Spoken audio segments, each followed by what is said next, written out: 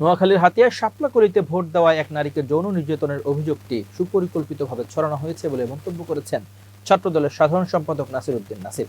সোমবার 16 ফেব্রুয়ারি দুপুরে নিজের ফেসবুক পোস্টে তিনি একথা বলেন। নাসির উদ্দিন নাসির লেখেন, এনসিপির হান্নান মাসুদ, আসিফ মাহমুদ ও সাদিক কায়েম সহ সংশ্লিষ্ট সকলকে জাতির কাছে প্রকাশ্যে নিঃশর্ত ক্ষমা চাইতে হবে। নোয়াখালীর হাতিয়া সংক্রান্ত যে অভিযোগটি সুপরিকল্পিতভাবে ছড়ানো হয়েছিল, স্থানীয় পুলিশ প্রশাসন, চিকিৎসক এবং প্রত্যক্ষদর্শী স্থানীয় বাসিন্দাদের বক্তব্যে তা ভিত্তিহীন ও অসত্য বলে প্রতীয়মান হয়েছে।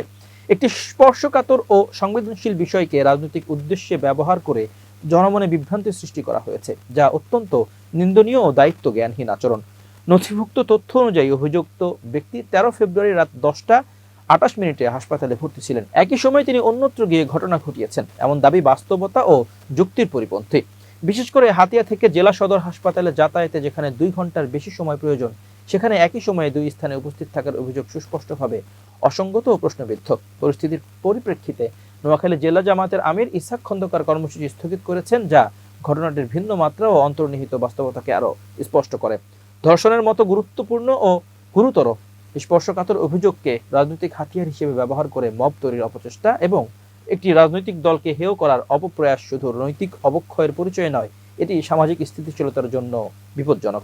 অতএব এনসিপির হান্নান মাসুদ ও আসিফ মাহমুদ সহ শিবির, রাজাকার চক্র, জামাতপন্থী গোষ্ঠী এবং সংশ্লিষ্ট এনসিপির নেতৃবৃন্দের প্রতি স্পষ্ট দাবি, জাতির কাছে প্রকাশ্যে নিঃশর্ত ক্ষমা প্রার্থনা করতে হবে এবং মিথ্যা অপপ্রচারের দায় স্বীকার করতে হবে। সত্য প্রতিষ্ঠিত হোক, অপপ্রচার বন্ধ হোক এবং স্পর্শকাতর ইস্যুকে রাজনৈতিক স্বার্থে ব্যবহারের সংস্কৃতি চিরতরে পরিহার করা হোক।